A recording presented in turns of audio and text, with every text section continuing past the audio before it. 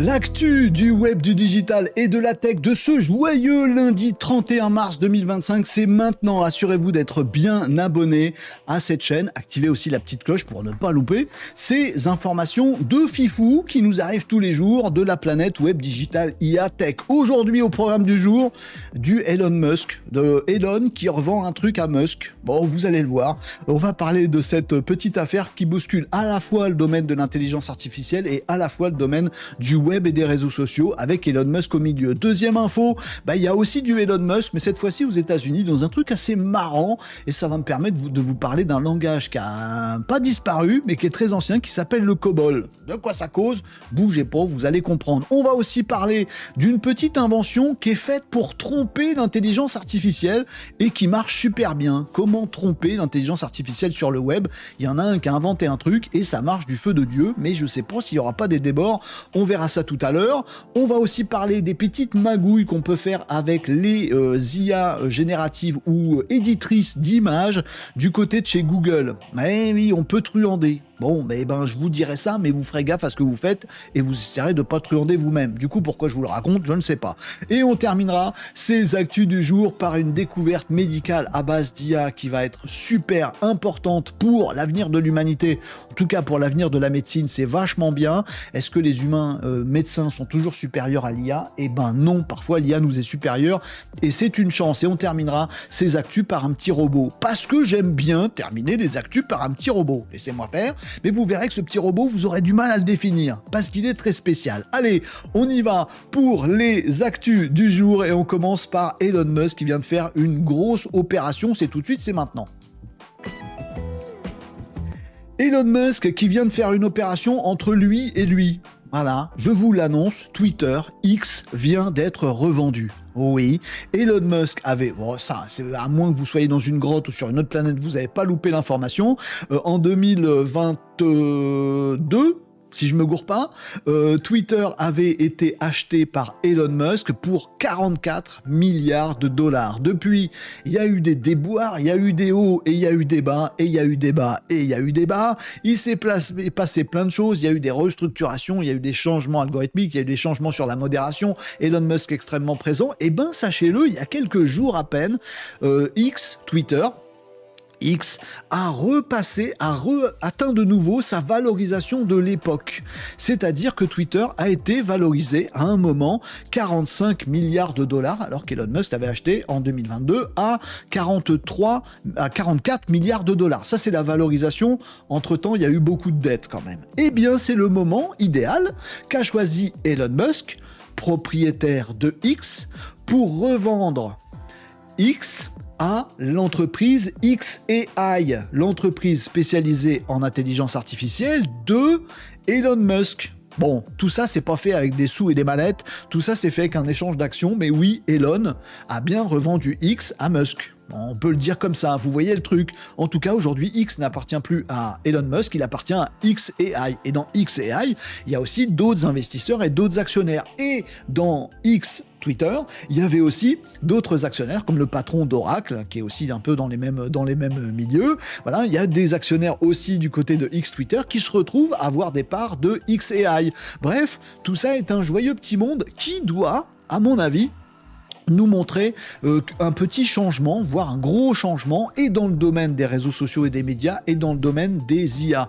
Pourquoi? Parce que, alors donc, c'est vrai que Elon Musk, il a perdu des sous dans l'histoire, parce qu'il a fallu qu'il éponge les dettes pour faire les échanges d'actions, donc il n'a pas pu revendre X à 45 milliards de dollars, même si c'est sa valorisation, il l'a revendu qu'à 33 milliards de dollars, parce qu'il y avait 12 milliards de dettes. Donc il a quand même perdu grave d'argent. Mais c'est pas grave, il s'est débarrassé d'un gros problème qui court depuis un petit moment autour de la rentabilité de X.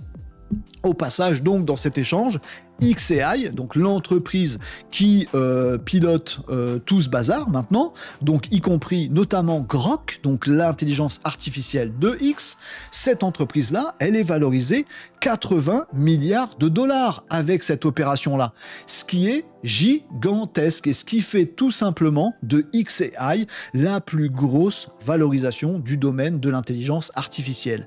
il y a quelque temps, Grok, xAI, l'intelligence artificielle par Elon Musk, n'existait même pas. Aujourd'hui, ils ont Grok, un outil surpuissant, un outil qui permet de faire des dingueries, qui est largement fonctionnellement à la hauteur de ChatGPT, qui est à la hauteur de ChatGPT fonctionnellement, qui a un LLM qui plie le game aussi, mais comme 2-3 autres, mais il est au top. Et maintenant, xAI, l'entreprise qui a la plus grosse valorisation.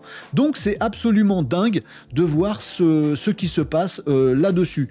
Vous noterez également qu'on se retrouve donc à avoir un média qui produit du contenu, qui demande aussi aux utilisateurs de produire du contenu, c'est le principe des réseaux sociaux, donc notamment de X.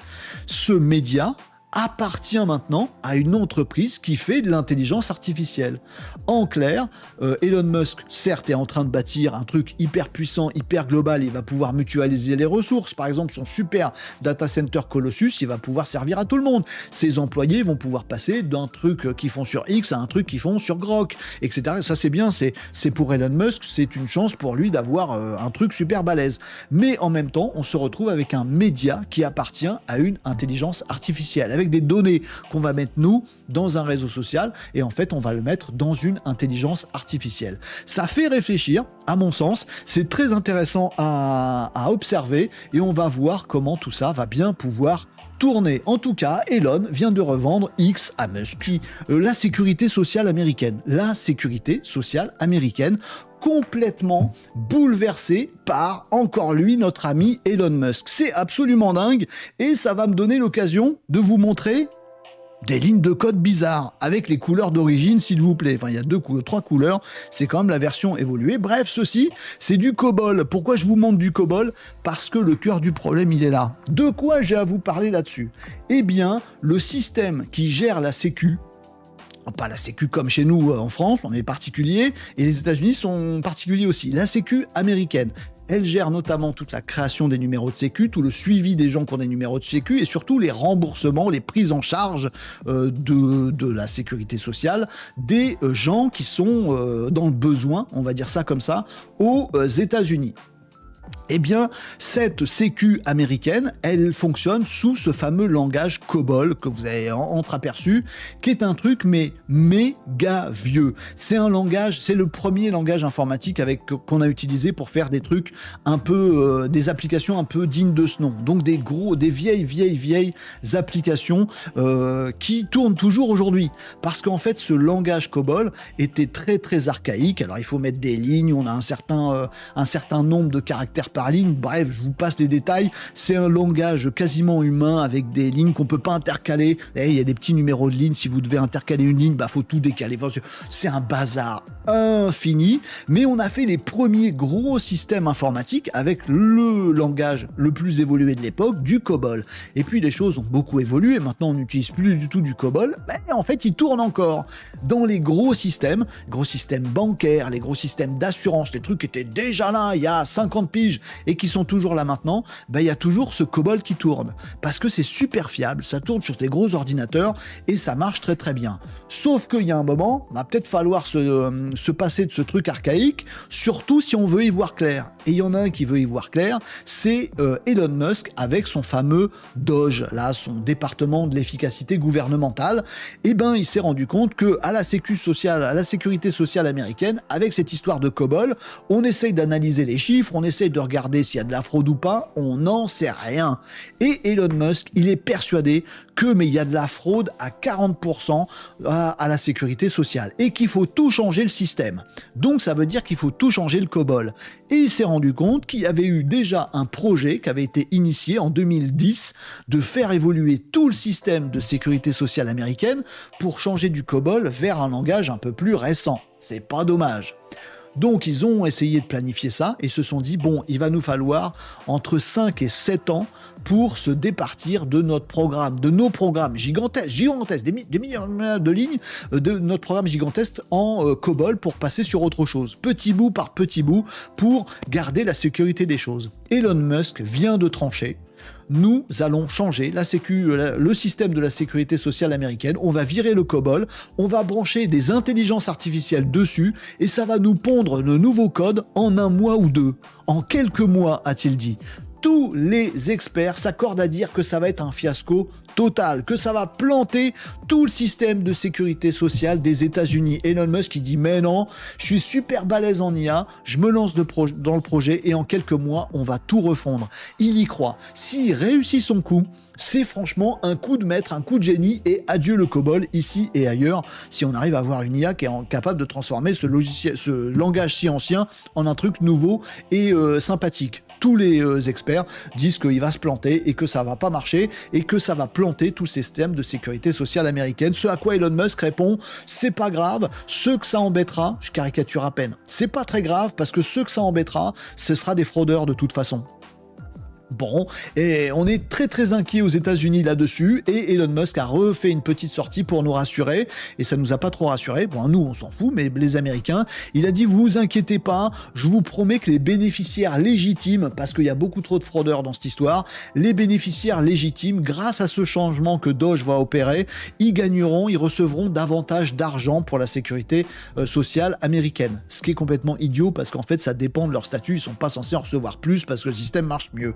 Mais bon, c'est des sorties d'Elon Musk. Peut-être que, voilà, c'est votre dernière occasion de voir du COBOL. Peut-être pas, on verra si Elon Musk réussit son coup ou pas. Cloudflare, il faut que je vous explique ce qu'est Cloudflare parce que vous connaissez peut-être pas si vous n'êtes pas un gros geekos. Cloudflare, c'est un système hyper réputé dans le monde qui gère les connexions sur le web. Quand vous avez un site web, vous avez un nom de domaine, c'est généralement géré par Cloudflare, tout ce système de quel nom de domaine renvoie à quel endroit. Cloudflare, c'est aussi un système qui gère plein de choses sur tout ce qui est pas navigation, mais connectique sur Internet. Des DNS, par exemple, savoir que votre site web il est en France, mais il faut qu'il soit rapide pour quelqu'un qui est en Australie. En fait, on va mettre en cache votre site web pour l'Australie, comme ça ce sera rapide aussi pour l'Australie. De tout ce qui est attaque, des attaques en déni de service, des attaques de bots qui viennent sur votre site, c'est Cloudflare aussi qui fait ça. Et Cloudflare, qui fait plein d'autres choses sur tout ce qui est web, nous a sorti un truc assez magique que vous voyez là en dessous, c'est la deuxième partie de cet écran, le AI labyrinthe, un labyrinthe d'intelligence artificielle ou un labyrinthe pour l'intelligence artificielle, les deux mon capitaine. Cloudflare vient de lancer ce truc là que vous pouvez activer si vous êtes chez Cloudflare ou si vous avez une partie de votre service de site web chez Cloudflare, et ce truc est assez dingue et il fait un petit peu polémique. Je vous explique. On a parfois des bots qui viennent sur nos sites web, vous le savez pas, vous avez un site web, il y a des robots qui naviguent sur votre site web, par exemple ceux de Google, pour voir si vous avez des pages nouvelles que vous avez mises sur votre site et les référencer, ou des trucs de e-commerce, ou des trucs d'intelligence artificielle. Tous les petits robots scrappers de tous les grands créateurs de LLM, d'intelligence artificielle, qui essayent de choper toutes les données un petit peu partout sur le web. Nous, créateurs de sites web, parfois on est bien content que ces outils-là récupèrent notre contenu, comme ça ils nous mettent en avant et c'est super cool, puis parfois on veut pas qu'ils récupèrent notre contenu. Non, ça c'est mon contenu exclusif, je veux pas que tu le prennes. Et certains robots, ils s'en fichent complètement, ils le prennent quand même. Et ça, on veut pas. Et Cloudflare, celui-là justement, a inventé le AI labyrinthe exprès pour ça, pour piéger les robots, souvent, pour la plupart d'entre eux venant des intelligences artificielles, les piéger dans un labyrinthe lui-même construit avec l'intelligence artificielle. En gros, de façon invisible, ce petit système-là, il crée plein de pages avec l'intelligence artificielle de plein de contenus qui servent à rien.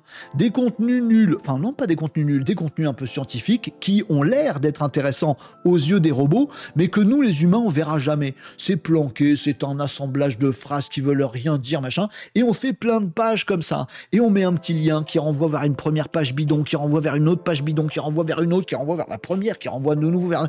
On fait un labyrinthe avec plein de pages et de contenus générés par l'IA. Pourquoi ? Pour piéger les robots qui vont pas tenir compte de ce que vous leur dites, non je veux pas que tu viennes, ou oui je veux bien que tu viennes, et qui vont quand même essayer d'aller regarder sur votre site web. Ils vont se faire piéger dans ce labyrinthe d'IA, ce qui va faire un maximum de contenu généré par l'IA, qui va être mangé par des robots qui vont alimenter les IA, qui elles-mêmes vont créer des labyrinthes pour les IA. C'est peut-être la fin du web, on va peut-être finir par créer un trou noir bizarre avec ces petites logiques de Cloudflare. En tout cas, sachez-le, ce système, bon, il fait un petit peu peu polémique pour les raisons que j'évoquais de façon un petit peu rigolote là tout de suite maintenant, mais en même temps il marche super bien. Si vous êtes un média par exemple et que vous en avez marre d'être pillé, d'être scrappé par des petits robots alors que vous leur avez demandé de pas venir, bah ça pourrait être une solution. Bon, méfiance et on verra comment ça tourne, mais je trouvais rigolo de vous indiquer ce truc là de la part de chez Cloudflare. L'IA de Google, laquelle vous pouvez vous rendre sur Google AI Studio, donc aistudio.google.com.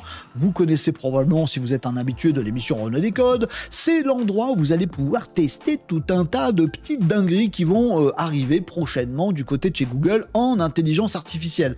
On se rend sur aistudio.google.com et on peut tester plein de petits modèles super sympas, comme par exemple le dernier modèle 2.5 Pro expérimental, parce que il vient de sortir, parce qu'il est absolument génial et qu'on veut absolument le tester. Non, si c'est juste pour tester ça, vous en avez pas besoin. Je suis en train de le taper en même temps, puisque depuis quelques heures, même si vous n'avez pas d'abonnement sur Gemini, vous pouvez directement vous rendre sur gemini.google.com et vous aurez accès en test, pour quelques requêtes par jour, au modèle 2.5 Pro ici, donc même pas besoin de passer par AI Studio. Mais pour découvrir d'autres choses rigolotes, comme par exemple le dernier modèle Gemini 2.0 Flash qui permet de faire de la génération d'images, c'est expérimental pour l'instant, super élaboré, vous pourriez avoir envie de regarder ça du côté de AI Studio pour découvrir ce petit modèle. Pourquoi je vous en parle?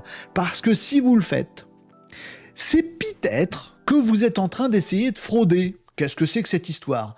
On s'est rendu compte que ce modèle que je vous montre ici, attention, j'essaye de tester votre respect des lois. Le petit modèle Gemini 2.0 Flash Image Generation en expérimental, disponible uniquement sur aistudio.google.com, vous avez tous envie d'y aller. Il est utilisé par des fraudeurs sur les images. Pourquoi? Parce qu'il n'a pas de restrictions, contrairement à d'autres. Chez ChatGPT 4o qui génère des images, ils ont certaines restrictions que ici, du côté de chez Google, on n'a pas. Quelles restrictions? Eh bien, le fait que vous pourriez très bien demander à cet outil, cette IA-là, vous pourriez très bien lui fournir une image non libre de droit, un truc que vous avez par exemple récupéré sur une banque d'images comme Getty Images ou des choses comme ça, des gens qui vendent des images non libres de droit fait par des photographes. Il y a des tas de filigranes dessus, c'est marqué Getty Images en travers sur l'image. Vous avez déjà vu ça? Bon, et ben vous posez ces images-là dans cet outil-là et vous lui dites enlève le filigrane. Et vous savez quoi? Il n'y a pas de restriction et il le fait. Alors ils sont un peu le branle-bas de combat. Du côté de chez Google, ils ont déjà publié plusieurs messages en disant non, vous n'avez pas le droit de faire ça, c'est contre nos conditions d'utilisation, mais en même temps, ils n'ont pas pensé à restreindre le modèle. Quand on demande ça en prompt, ils devraient nous dire, comme c'est le cas du côté de ChatGPT et d'autres, non, je ne veux pas enlever de filigrane, ça ne se fait pas. Et bien là, c'est pas restreint et vous pouvez enlever des filigranes. Ce qui est un vrai risque, un vrai danger pour les Getty Images et plein d'autres, je devrais en citer d'autres, plein de banques d'images qui sont en train de voir leurs images avec des filigranes être aspirées par plein de gens qui enlèvent les filigranes. L'IA sait faire de reconstituer le truc qui est caché derrière le filigrane qui est en travers de l'image et ça fait une image propre sans filigrane. Et ben on est en train de se faire bouffer ces banques de données du côté de ceux qui vendent des images. En même temps, est-ce que c'est pas le futur? Est-ce que dans l'avenir très très proche, maintenant qu'on a des IA génératives d'images qui sont absolument dingues, est-ce que c'est pas l'avenir de se dire en fait on va arrêter d'acheter des images dans des banques ou chez des prestataires de services, on va tous finalement les faire nous-mêmes nos images. Oui, c'est pas pour autant qu'il faut aller ne pas respecter la loi en virant les filigranes sur des images protégées. Si vous avez des droits d'auteur sur des visuels, méfiez-vous de ce genre d'outils parce que y a eu un vide là-dessus et que plein de gens en profitent. On verra comment ça tourne. Ce serait pas surprenant que ça finisse en procès cette histoire. On verra bien.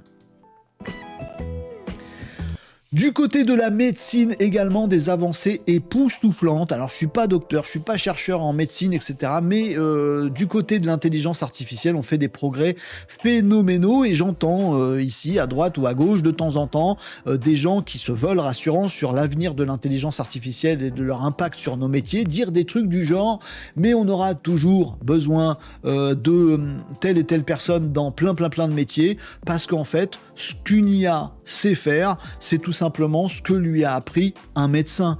Une IA ne saura jamais être plus performante qu'un médecin, ne saura jamais être plus performante que quelqu'un qui l'a formé, que ce soit en médecine ou dans d'autres activités. Et on doit réaliser, et je dois vous dire que c'est tout à fait faux, cette histoire. Et ça nous le prouve du bon côté des choses, puisque un collectif de chercheurs, j'ai pas de visuel à vous montrer là-dessus, et c'est tant mieux, un collectif international de chercheurs a développé un système basé sur l'intelligence artificielle qui s'appelle ECG-MLP. Vous pourrez essayer de taper ça sur Google si ça vous intéresse d'en savoir plus, vous allez tomber sur des papiers médicaux et scientifiques. C'est donc un modèle basé sur l'intelligence artificielle qui est capable d'analyser très très vite des prélèvements de tissus. Vous lui donnez une image microscopique, une image très très précise d'un tissu, et vous le passez dans ce ECG-MLP, donc c'est essentiellement de l'IA qui a profité d'entraînement par renforcement. On lui a appris, cette IA, à tirer des conclusions sur ce qu'elle peut voir en ayant ses propres schémas de pensée renforcés.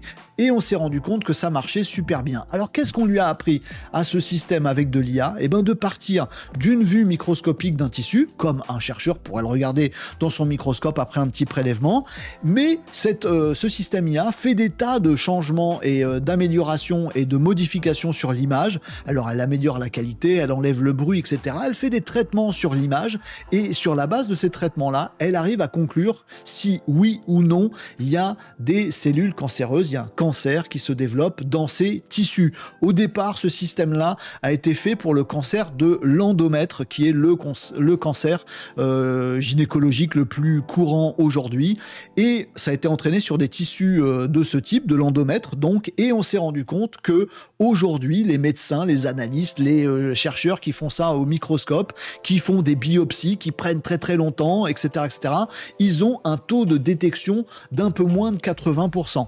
Dans 20% des cas, ils sont pas sûrs, ou ils savent pas, ou ils passent à côté, ce qui peut être absolument dramatique, parce qu'en plus, le cancer de l'endomètre, en gros, quand il est pris dès le départ, en fait, il est très très très très soignable, et quand il est pris en retard, ça devient compliqué. Bref, on a mis ce système-là qui atteint un taux de détection, accrochez-vous bien, de 99,26%. On a réussi à développer une IA dont les compétences, qui nous échappent un peu à nous les humains, sont très nettement supérieures à ce qu'on peut faire dans la vraie vie avec des humains, des microscopes, des chercheurs et des biopsies. Beaucoup plus rapides, beaucoup plus précis, et donc ça permet des avancées majeures en sciences. Ces chercheurs ont eu la bonne idée, donc c'est un collectif de chercheurs international, a eu la bonne idée de rendre tout ça public et de le prêter à d'autres chercheurs qui ont essayé d'appliquer le même système sur d'autres types de cancers. Et vous savez quoi, ça marche pas aussi bien, mais ça marche vraiment très très bien. 98,6% de précision pour le cancer colorectal, 98,2% pour le cancer du sein, 97,34% pour le cancer oral. Bref, des moyens de détection qui arrivent dans les mois prochains, dans les années à venir, dans la médecine, basés sur l'IA, qui propulse ce qu'on est capable de faire et ce qu'on est capable de détecter. On va faire des bonds en avant géniaux avec l'intelligence artificielle dans la médecine, et oui, il faut vraiment arrêter de se dire que l'IA ne peut pas nous dépasser, parce que oui, l'IA nous dépasse, et c'est bien, c'est une chance, c'est un progrès. Si c'est pour nous rendre plus nouilles, on n'en veut pas, mais si c'est pour faire comme ça des découvertes géniales en médecine, bien sûr qu'on en veut tout de suite maintenant. Bravo à ces systèmes-là qui font avancer tout simplement le progrès humain. L'IA au service de la science et du progrès humain, il n'y a rien de mieux. Et on termine par un petit robot, parce que j'aime bien terminer ces actus par un petit robot, parce que j'aime bien les petits robots. Et cette fois-ci, c'est Silicon Synapse que je voulais mettre en avant, parce qu'ils font un truc super rigolo chez Silicon Synapse. Ils ont pris l'habitude d'observer le naturel. Alors c'est un petit peu en lien, c'est mon petit côté un peu l'humain plus la machine, la nature plus les robots. J'aime bien ce concept, cette façon de voir les choses, je trouve ça sympa. Et c'est ce qu'ils font exactement chez Silicon Synapse, je l'ai bien dit, Silicon Synapse Lab. Ils nous font par exemple des robots comme ça, des robots vers de terre, des robots serpents, c'est un gros ver de terre, c'est un serpent. Des robots serpents. En fait, ce qu'ils font chez eux, c'est qu'ils étudient la nature, tout simplement, et ils se rendent compte que dans la nature, il y a des chauves-souris qui ont des battements d'ailes qui sont pas les mêmes que les papillons ou que les oiseaux, et du coup, Ils en déduisent des super systèmes, pardon, pour imiter les animaux qui peuvent observer. Plein de bugs aujourd'hui. Des petits animaux qui peuvent observer. Et ils viennent de sortir un robot que je vais vous mettre en grand écran. Si j'y arrive, j'ai pas gagné.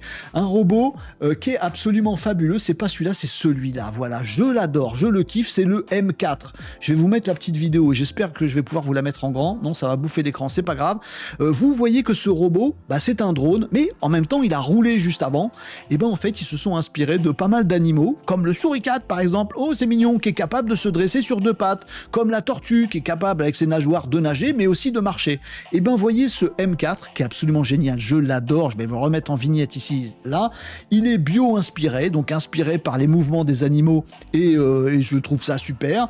Et en même temps, ce robot, vous pouvez pas définir si c'est un robot qui marche, un robot qui roule, un robot chien ou un robot drone, parce que c'est tout à la fois. Alors il nous montre plein d'images de petits animaux, mais en fait, la résultante, c'est ce fameux robot qu'on voit ici, qui est capable, donc son mode de mobilité habituel, c'est rouler, donc il a les 4 roues que vous avez peut-être vu tout à l'heure, qui sont capables donc de rouler un petit peu partout, il fait tout ce robot, il nage aussi si vous voulez, bref, bon ça c'est une voiture, ça n'a rien à voir, donc ce robot, il marche, il roule, pardon, d'abord, et il est capable de marcher, c'est-à-dire de soulever ses roues indépendamment pour crapahuter, pour monter des côtes ou pour des terrains escarpés, et puis ces roues, elles peuvent se mettre, comme vous le voyez dans la petite vidéo, hop, en mode sur le côté, et il y a des hélices dans les roues, et ça devient un drone. Donc il a plusieurs modes comme ça de fonctionnement, rouler, marcher, voler, et ça sur les 4 roues indépendamment. Ce qui est assez génial, c'est qu'ils ont développé en plus un système qui rend l'histoire complètement autonome. C'est-à-dire que leur système peut analyser, bon il n'analyse pas les petits oiseaux qui montent des collines, mais le système est capable de s'auto-adapter, de voir qu'il y a une pente super raide, et que la bonne logique voudrait que les 2 pattes arrière roulent et que les 2 pattes avant volent. Vous voyez ce que je veux dire?